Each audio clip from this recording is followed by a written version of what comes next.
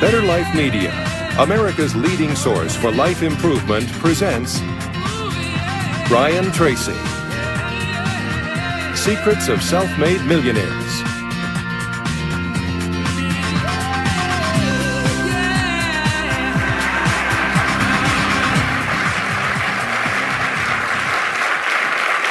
Thank you. Thank you.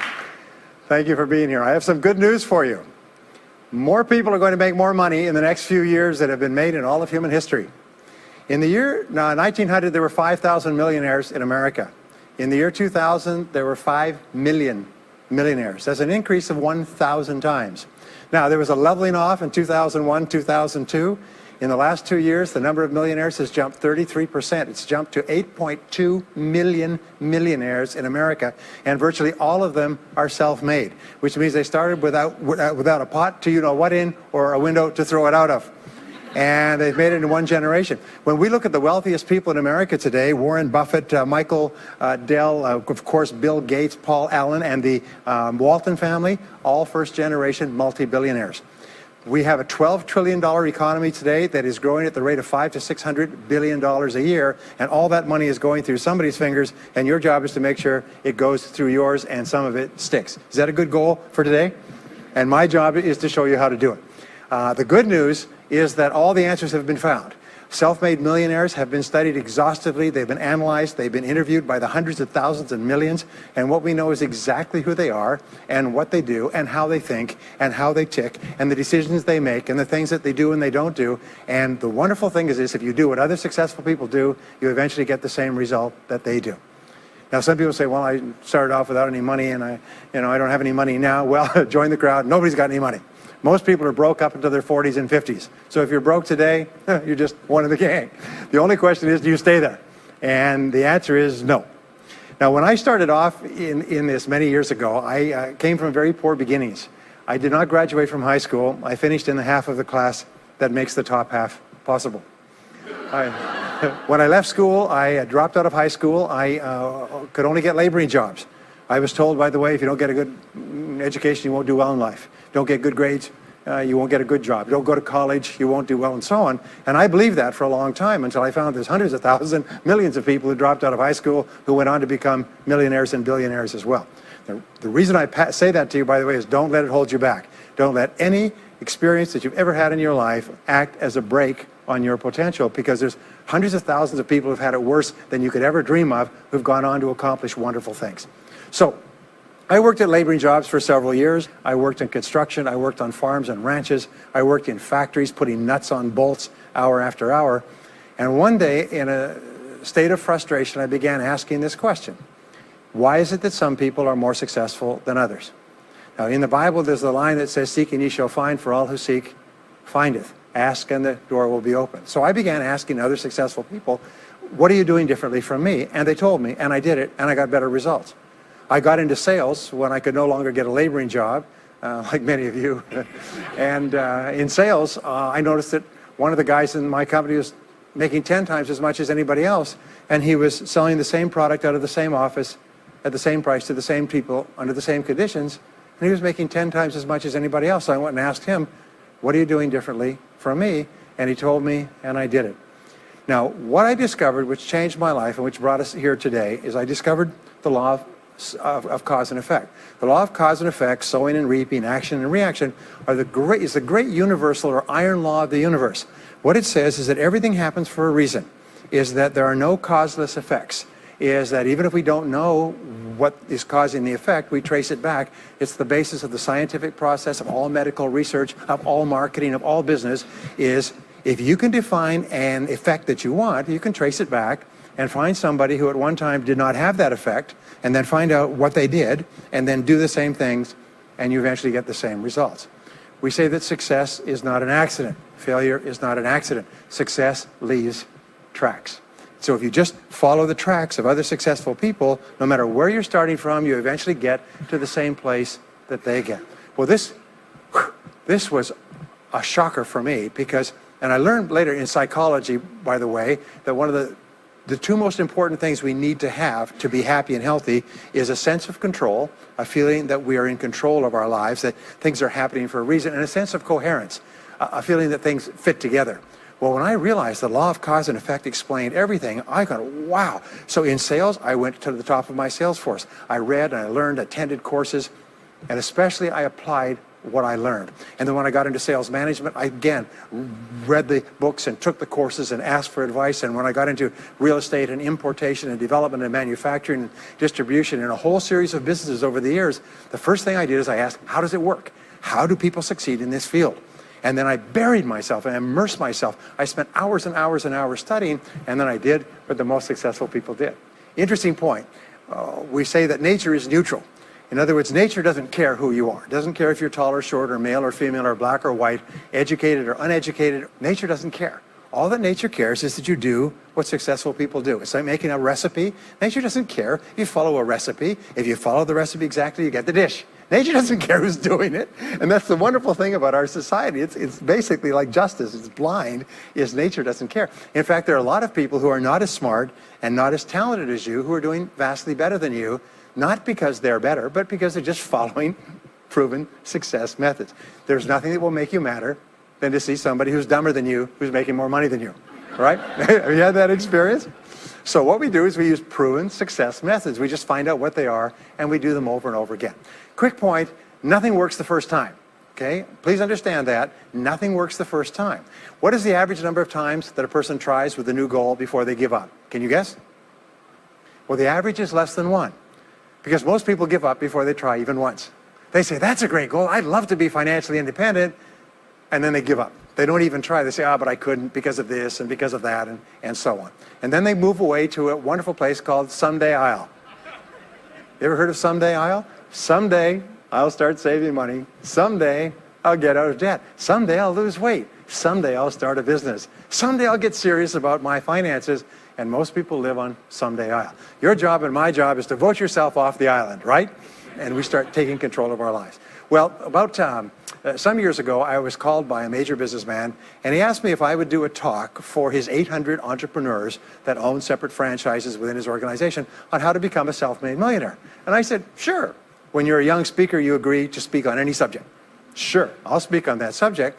Now, I was just like most people. When I was young, I wanted to be a millionaire by the time I was 30. And when I hit 30, I put it off to 35. And as I got to 35, you put it off to 40, and then you kind of just don't look at it anymore. You forget about it and feel the deck is stacked against you. Well, I was about 38, 39 when he called me up and asked me. I said, sure, no problem. And I said, now, what do I know about self-made millionaires? And this is a shocker. I didn't know anything. Oh, I knew that they had more than $1 million, but that's a real basic piece of knowledge, you know. So I started thinking, what do I know about them? So I began to study them. And that's when I found out that they've been studied so thoroughly, is we know everything there is to know about them. They are a source of incredible fascination. And there's 50 years of research. So I began to read the studies and find out where they came from and what they did and how they thought and where they started and the decisions they made and the kind of people they were. One of the things that I learned, by the way, is that becoming a self-made millionaire is not the important thing. What is really important is the person you have to become a self-made millionaire. You have to become a totally different human being. One of my friends says that in order to achieve something you've never achieved before, you have to become someone you've never been before. And it's a really important insight, is the qualities that you need to develop, qualities on the inside to become a self-made millionaire, are incredible qualities that make you a vastly better person. Not only better in terms of character, determination, discipline, decision-making, strength, and so on, but they make you a far better person. They round out your character in a far better way. So the real payoff of becoming wealthy is not because you can eat more, because how many more meals can you eat? How many more clothes can you wear? But it's the kind of person that you become, and then the kind of people that you associate, the kind of life that you have. And so the things that we're going to talk about now, and I know that you're some of the smartest people in our country, so I'm going to give you these ideas very quickly, like dealing cards. What I found in my research is that there's a series of qualities that self-made millionaires have. If you have these qualities, your success is virtually guaranteed. And if you don't have these qualities, the qualities are learnable. Point number one is that all business or sales skills are learnable. All financial skills are learnable. If you can drive a car, you can learn any skill. If you can drive a car, you can learn the skill. Now, number two is you're probably only one skill away from doubling your income right now. you're probably only one skill away from setting yourself on the road to becoming a self-made millionaire. That turns out to be the case for almost everyone. And if you don't know what that skill is, maybe over the course of the time we spend together, it'll jump out at you. But whatever it is, you've got to find it out and go to work on it, because it is learnable. It's a learnable skill. People say, well, I've never been very good with money. Well, get over it. The fact of the matter is, you can learn what you need to learn to achieve anything that you want to achieve. So, the success secrets of self-made millionaires. Give yourself a score of 1 to 10, and if you are weak on one of these, it can be enough to hold you back. If you're strong on all of these, then there's no limit to what you can accomplish. The first is to dream big dreams. Dream big dreams. Practice what is called back from the future thinking and project forward. Develop a vision of yourself as happy, healthy, wealthy, thin. Practice what top people practice, which is what is called idealization. You project forward several years and that you imagine that your life is perfect in every way. Imagine that you have no limitations. Imagine that you have all the time and all the money and all the friends and all the contacts and all the education and all the experience, and that you could be or have or do anything you want in life. If you could, what would it be? If your life were perfect in 5 years, what would it look like? How much would you be earning? How much would you be worth? What kind of a family life would you have? What kind of health would you have? What kind of car would you be driving? What would your life be like if you could wave a magic wand and make it perfect in every way? Now, what we have found is this is the starting point of great riches, and it's the starting point of great success in life, is for you to have a dream or a vision of a wonderful future. Here's an exercise that we give people in our audiences, is take a sheet of paper and make up what is called a dream list. Now, imagine this is kind of like a kid's Christmas list, and that it just allows you to just run wild and just write down everything that you could think of that you could possibly want. I had a friend who I taught this to, and he got so excited about it, he bought a spiral notebook, and he began writing. And he'd go through the newspaper, and every single thing he saw in the newspaper that was nice, he wrote it down as a goal. He ended up, first time through, with 330 goals. By the end of the month, he had 500 things that he wanted. The interesting thing was that his life exploded. He activated the law of attraction, and he began to attract into his life people, circumstances, ideas, resources, insights that began to move him toward the accomplishment of the goals and began to move the goals toward him. Number 2 is to do what you love to do. Whenever you find people who are really successful in life, they're people who do what they love to do. They love their work. The great rule for success in life is to find something that you love to do and then find a way to make a living doing it. Now, when you find what you love to do, it'll be something that gives you energy, it motivates you, it enthuses you. It's probably something that you were meant to do from the time you were born. And when you ask self-made millionaires, what sort of work do you do? They'll often say, I've never worked a day in my life. I just do what I like to do. I had a graduate in my course once who came up to me and said, that's interesting. He said, when I was a little boy, I loved to study airplanes. He said, I got airplane books, and I had airplane models, and I had toy planes, and then I got into competitions with remote-controlled planes. He said, when I grew up and went to school, I studied aeronautical engineering. He said, today, he said, I'm 35. He said, I own 3 companies. One builds small aircraft. Another one repairs and services small aircraft. Another one is in leasing and chartering small aircraft. He said, I've never worked a day in my life. He said, I've just played with planes since the time I was a kid.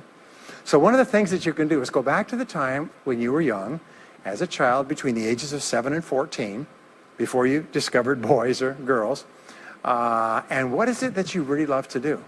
And you'll often find that within that is something you're supposed to do as an adult. Number 3 is commit to excellence. Now, this is really, really important, and I had a hard time with this as a young man because I was never good at anything. I was never picked for any team, and if I was picked, I was the first person cut. I got lousy grades in every class. I got fired from multiple jobs. I even got fired from a job pumping gas once. Can you imagine that? Being fired for pumping gas because you're no good. They came out and said, you're no good at pumping gas. How can you be no good? Little old ladies can pump gas, and here I was no good at pumping gas. Anyway, so I got fired. I went from job to job, and then I discovered that all people who are successful are excellent at what they do. You know the old question they asked Willie Sutton, the bank robber, why do you rob banks? He said, well, that's where the money is. Well, being in the top 10% is where the money is. So what you have to do is you have to pay any price and make any sacrifice to get into the top 10% in your field. Now, here's the good news. If you're doing what you love to do, you will want to be in the top 10% in your field. If you don't want to be excellent at what you're doing, it means you're in the wrong field. It just means that you're marking time, you're treading water. And there's a lot of people who are in their field and they do their job and they go home at night, they don't think about their work and so on. And this kind of an attitude means that you have no future.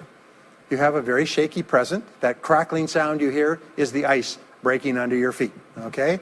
And you have no future, because if you're not doing what you love to do and throwing your whole heart into it, you're just marking time. But everybody is designed so that there is something that you love to do that you can do well. And the fact that you love it means that you probably have the ability to excel at it. So make this decision to get into the top 10%. And let me tell you what changed my life. Here I was struggling in my late 20s, and I learned this. It was a breakthrough thought. Is that everybody's in the top 10% started in the bottom 10%. Everybody who's doing well was once doing poorly. Everybody who is at the top of your field today was once not even in your field at all and didn't even know it existed. What that means is that if you're willing to pay the price and work hard and make the sacrifices, you can get into the top 10%. Now, how long does it take? It doesn't take a week or a month. Most people are really impatient. And to achieve mastery in your field takes 5 to 7 years. People say 5 to 7 years. Geez, I'll be 5 to 7 years older before I start enjoying the big rewards. Well, how much older will you be in 5 to 7 years anyway? Now, here's an important point. Are you ready? The time is going to pass anyway.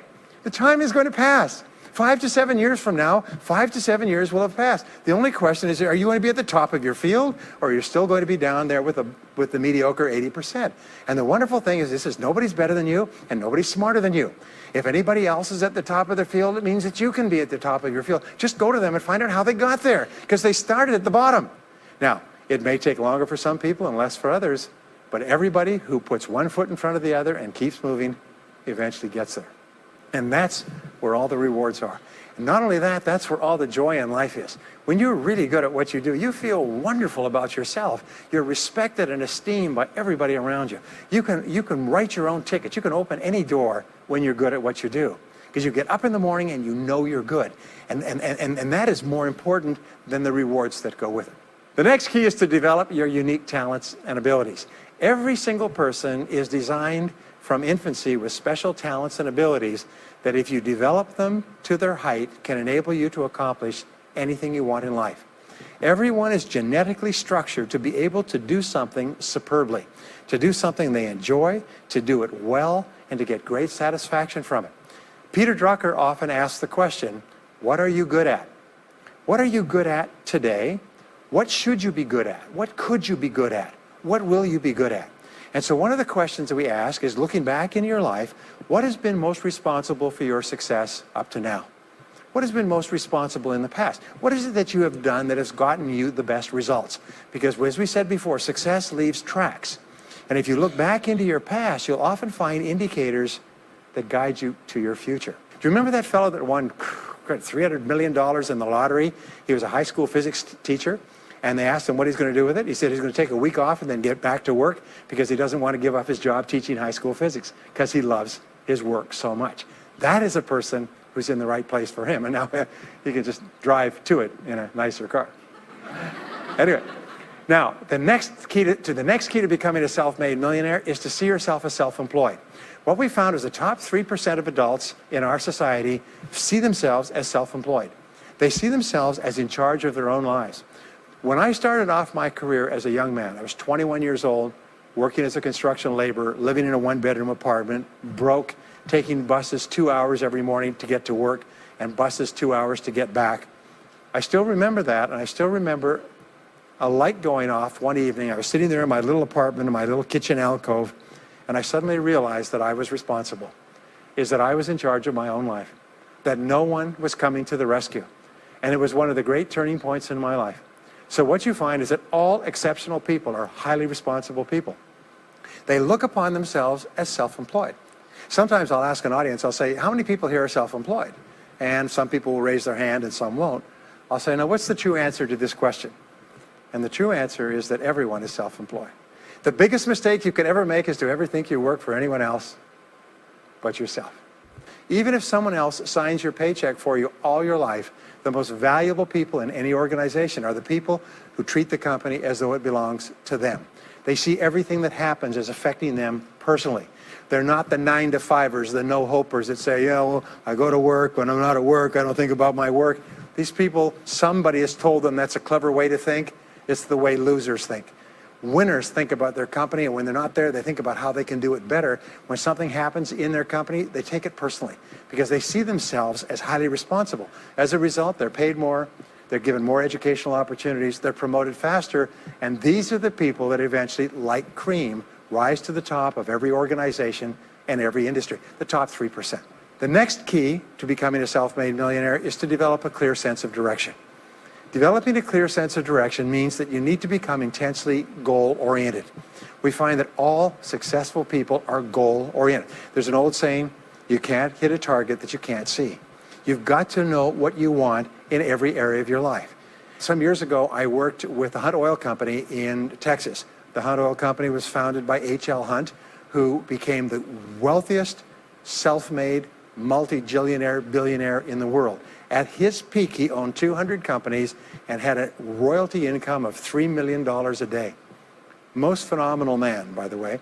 And he was interviewed by a friend of mine on television before he died in the early 70s. And he was asked, what are the secrets to success? He said, the keys to success have only been two through all my life, and I will tell you what they are. He said, number one, he said, decide exactly what it is you want and write it down and make a plan to achieve it. And number two is determine the price you're going to have to pay to get it and then resolve to pay that price. Now, where the law of sowing and reaping cause and effect, I learned an additional point to that. I learned that your current life today is the result of the price you've sown up to now. Is whatever you've put in, you get out. So whatever you're getting out today is a result of what you've put in. If you don't like what you're getting out, what you have to do is you have to put in something different. What I found is this, is that life is always just in the long run. So therefore, life says this, is there's a price you have to pay, and there's two qualities. First of all, you have to pay the price in full for your success of study, preparation, hard work, and so on. And second of all, you have to pay the price in advance. You don't get it afterwards. The way the world works is first you put in what you need to put in, and then you get out the rewards. So you have to ask yourself, what is the price that you have to pay to achieve the success that you desire? And you have to write it down and make a plan and work on it every day. Now let me give you a quick exercise, which is my only take-home or homework exercise for our time together. I want you to take a piece of paper like this and write down 10 goals that you'd like to accomplish in the next 12 months. Write the word goals and today's date at the top of the page. Write down 10 goals you'd like to accomplish, and then ask yourself this great question. If you could only accomplish one goal on this list, but you could accomplish it within 24 hours, which one goal would have the greatest positive impact on your life? Now, this is a great question because it'll usually jump out at you.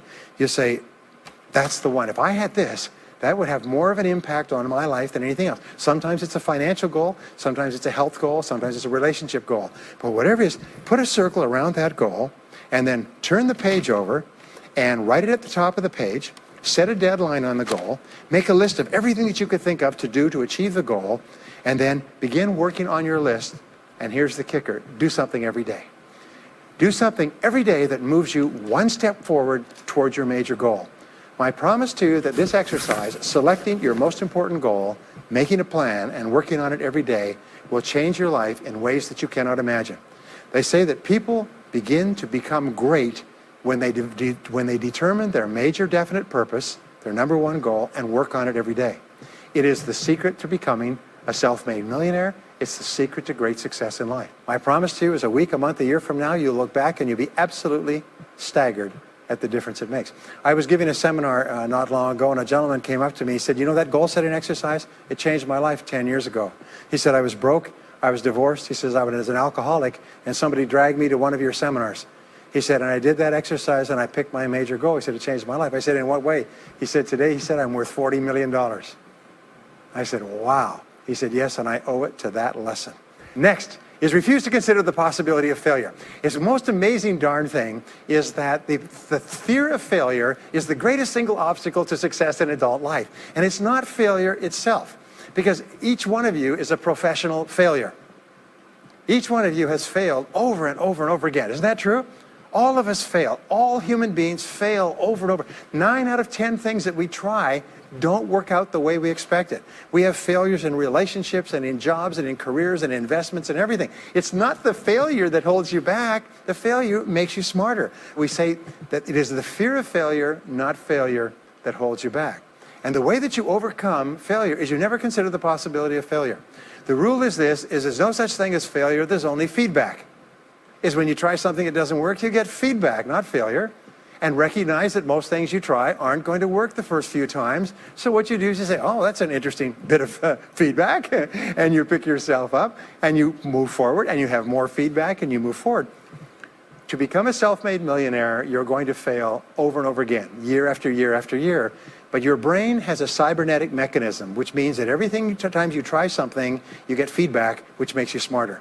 And when you try something else, you get feedback, which makes you smarter. And eventually, you reach the point where you're too smart and you stop making mistakes. You start to do more and more things right and fewer things wrong. But you can't get there unless you have experienced the failures.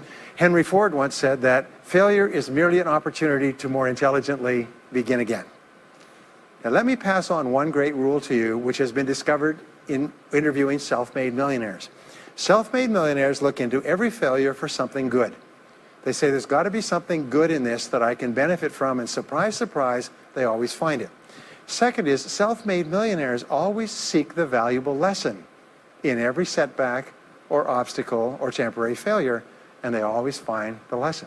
Now, what do failures do? Failures whine and cry and think about what they've lost and blame their problems on someone else. Successful people say, what can I learn from this that will make me smarter next time? And my promise to you, those who seek find, is that if you go looking for a valuable lesson in the biggest problem that you're facing today, you'll always find the lesson. Here's another possibility. Your biggest problem today could be the biggest gift that you have ever received, because it may contain within it the lesson that will make you successful. If you stop thinking about what happened and who's to blame, and you start looking for the gift within your problem, sometimes it can transform your life. The next key is to dedicate yourself to lifelong learning. Now, what takes you from rags to riches is personal development, personal and professional development. In the 21st century, as Peter Drucker says, knowledge and skill are the keys to the 21st century. And the only thing that will be relevant, the only skill that will be relevant in the 21st century is the ability to learn new skills, because virtually everything you know is becoming obsolete at a rapid rate. Stephen Covey says that your current knowledge base has a half-life of 2 years, which means that half of everything you know will be irrelevant within 2 years. And 2 years from now, half more. So if you're not continually learning and upgrading your knowledge and skills, you're not staying in the same place. As Pat Riley says, the basketball coach says, if you're not getting better, you're getting worse. If you're not constantly learning, you're actually falling behind. So here are the 3 keys to continuous learning. Number 1 is read in your field 30 to 60 minutes each day. In other words, turn off the television, turn off the radio, put aside the newspaper, and just read in your field.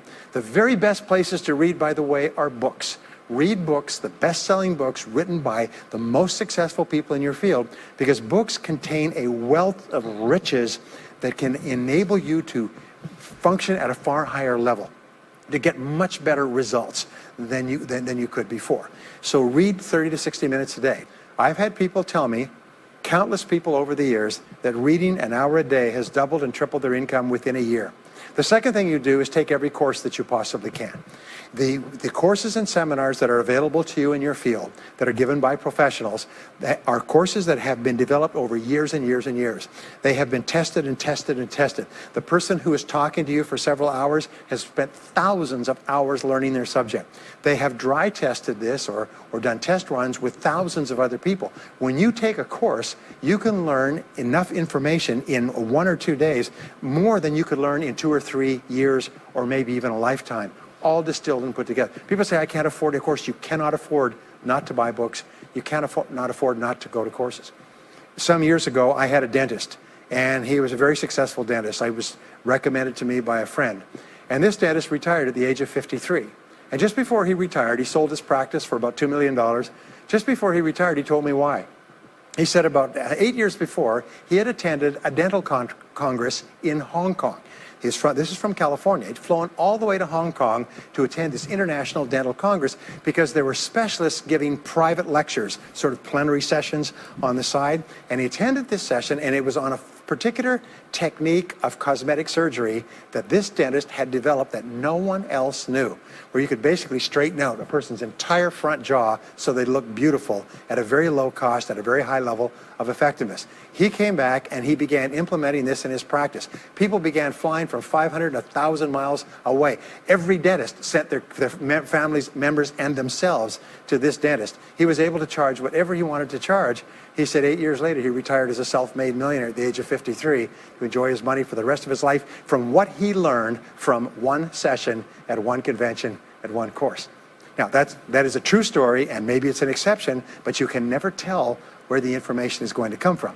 The third way that you can upgrade your skills is listen to audio programs in your car. The average driver drives 500 to 1,000 hours a year, 25 to 50,000 miles. If you listen to audio programs in your car, according to the University of Southern California, you will get the equivalent of almost full-time university attendance just listening to learning material as you drive around. It can totally and profoundly change your life. Very, very important. Here's an interesting point. The more you commit yourself to becoming the best person you can be, the more you like yourself and respect yourself. The more energy you have, the bigger goals you set for yourself, the more you persist. When you invest in yourself and you read and learn and upgrade your skills, you're telling yourself, wow, I am a person with a great future, and it's up to me to maximize my potential. And your self-esteem goes up, your self-respect goes up, your sense of personal pride goes up, and you started to get promoted more and paid more in every part of your life. Well, the next is to develop a workaholic mentality. In our society today, you hear all these people talking about take it easy, have balance in your life, relax, lean back, have fun at work, happy, get along with your coworkers. This is loser talk. Loser, loser, loser. Now, there's a time in your life when you can back off, all right? You can take it easy. But that's when you've made it, not before you've made it.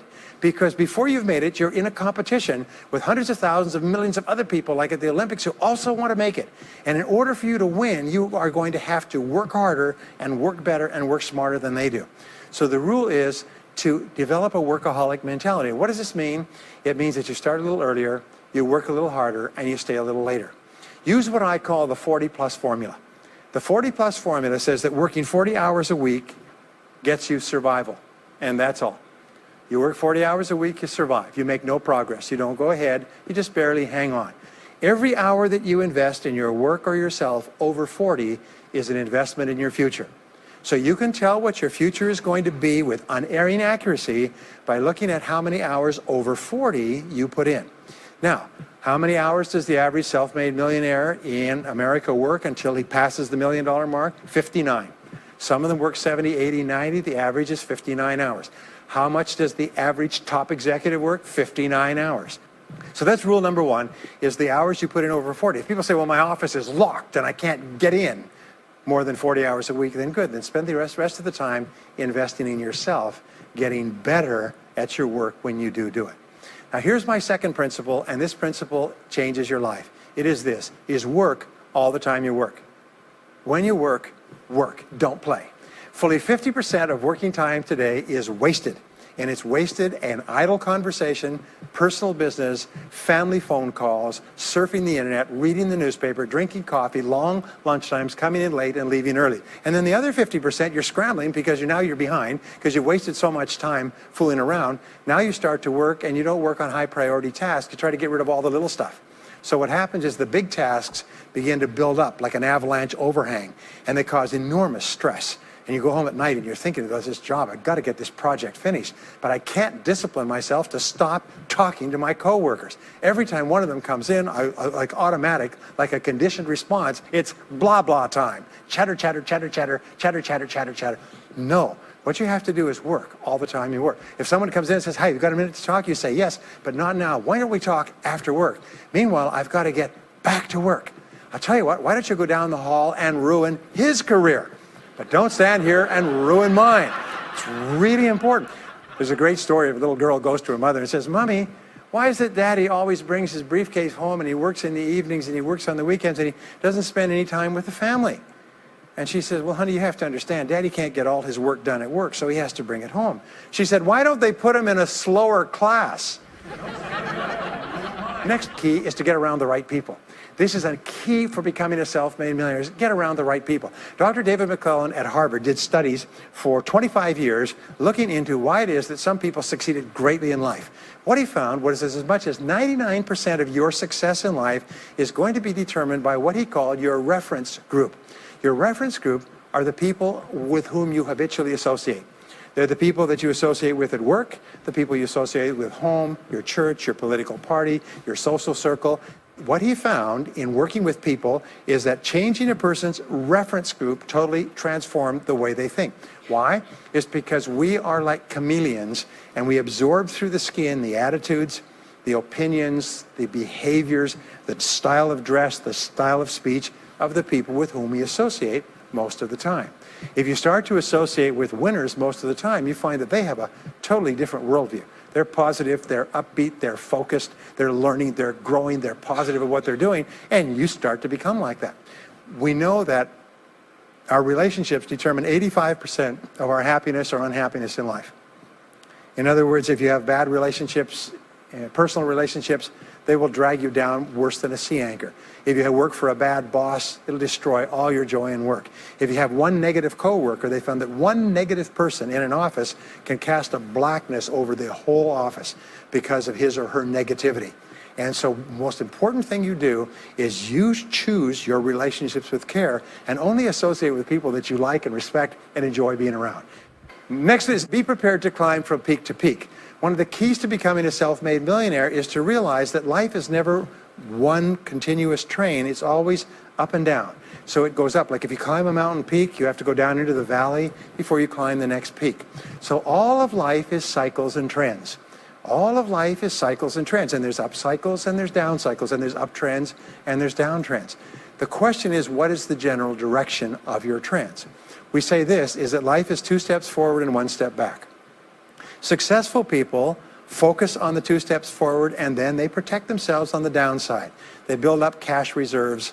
They put in stop-loss orders on their stock market. They very carefully watch what they're doing, so they try to maintain that 2 steps up and then make sure that the 1 step back is not so far. And then they want to make sure that this curve is generally upward, so that each time there's a step back, they're still further ahead than they were before. The next one, which is to develop resilience and bounce back. Developing resilience and bouncing back is one of the key qualities of self-made millionaires, because as I said right at the beginning, most things won't work. This is a very interesting point, is that you're going to be knocked down over and over again. And what we know, as my friend Charlie Jones says, is you have to bounce, don't break. And when things go wrong, bounce. And so what I learned many years ago was this interesting technique of what is called mental rehearsal. And mental rehearsal says that you mentally prepare for the inevitable downturns before they occur. So you say, all right, in the course of life, things are going to go wrong, but when they do, I'm not going to become upset. I'm not going to get mad or angry or anything else. I am just going to take it and learn from it and pick myself up and keep going. Sometimes I ask this question, does anybody here have any problems?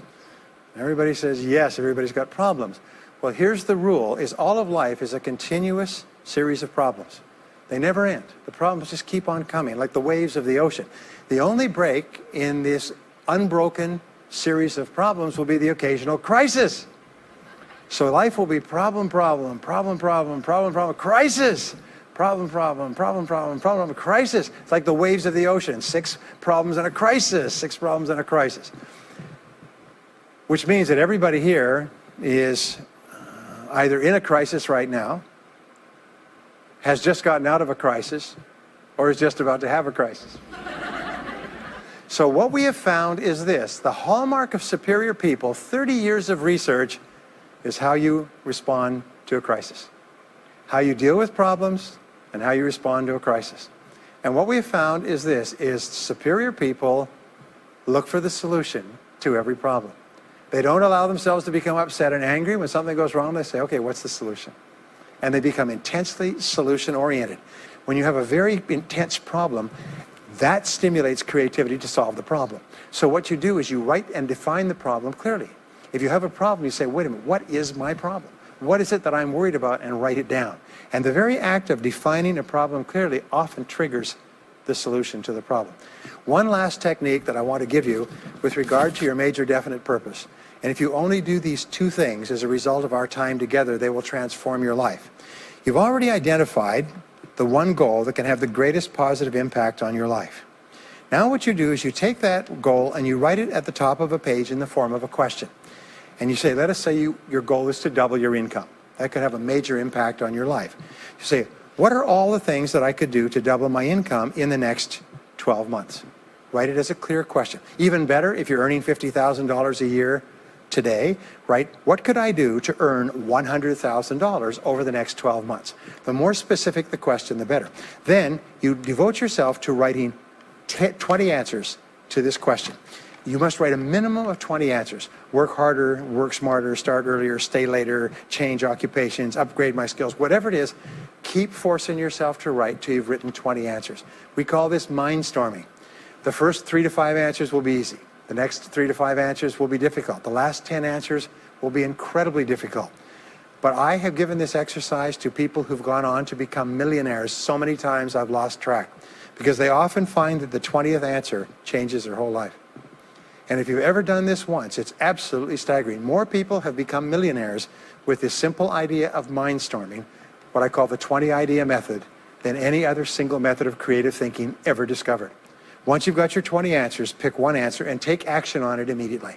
Once you've got, it doesn't matter what it is, just take one answer and take action on it, and that will keep you thinking and acting creatively all day long. The next key to becoming a self-made millionaire is to become an unshakable optimist. An unshakable optimist means that you think and talk about what you want most of the time. Optimists think and talk about what they want. They look for the good in every situation. They seek the valuable lesson. They're constantly feeding their mind with great ideas, which opens up new perspectives. What I have found is that optimists have 3 wonderful qualities. Number 1 is they learn more things. As a result, they dramatically increase the likelihood that they will learn the right thing at the right time. Number 2 is they try more things, which dramatically increases the likelihood that they'll try the right thing at the right time. And number 3 is they persist. They never give up. Optimists make a decision that once they've decided they're going to become wealthy, they just never stop until they achieve that goal. Now, will they have many setbacks and obstacles and difficulties? Do you know that almost everybody succeeds in a different direction from what they originally intended or from what they originally thought? But they just keep going. Almost like a football player running down the field, running, blocking, changing, moving back, forward, continually, but never loses sight of the goal. So optimists learn more things, try more things, and persist longer. I want to leave you with the last 2 qualities of self-made millionaires. Second to the last quality is that they develop the qualities of courage and persistence. I said before, the biggest single obstacle to success is the fear of failure. The antidote to the fear of failure is the habit of courage. And what we know is that you need 2 types of courage to succeed. The first type of courage is the courage to begin. It's the courage to launch with no guarantees of success. Someone once said that if all obstacles must first be removed, nothing will ever get done. So successful people are willing to think, plan, make decisions, and then take action with no guarantees. We say leap and the net will appear. Take action with no guarantees and then learn. The second part of courage is the courage to endure. It's the courage to persist. It's the courage to keep on keeping on. It's to make the decision in advance that you will never give up. No matter what happens, you will never give up. You will get knocked down over and over again, but you'll never give up. And the interesting thing is, if you make that decision in advance, you'll find yourself continually bouncing back. So courage means the courage to begin and the courage to endure. And the final quality of self-made millionaires, and Napoleon Hill called this the master key to riches. After studying 500 of the richest people in American history, he said it's the quality of self-discipline. It's the ability to make yourself do what you should do, when you should do it, whether you feel like it or not.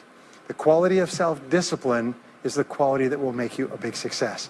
It's the ability to force yourself to do what you know you should do. And here is the wonderful discovery.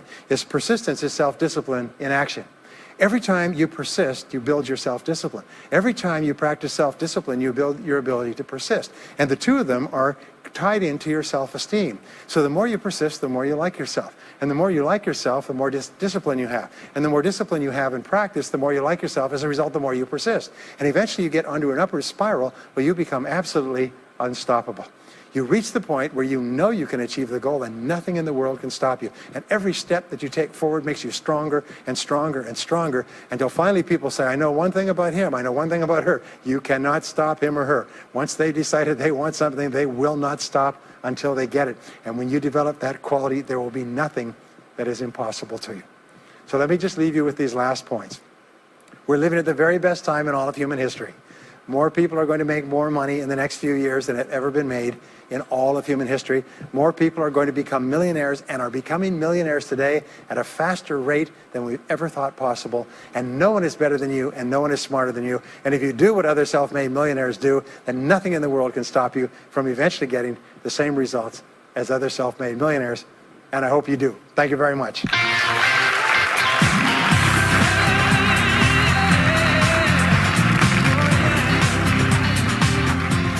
We hope you've enjoyed this special presentation of Brian Tracy's Secrets of Self-Made Millionaires. If you would like to own a copy of this program or any of Better Life Media's programs, please visit our website at betterlifemedia.com, where you'll find all types of valuable life improvement information.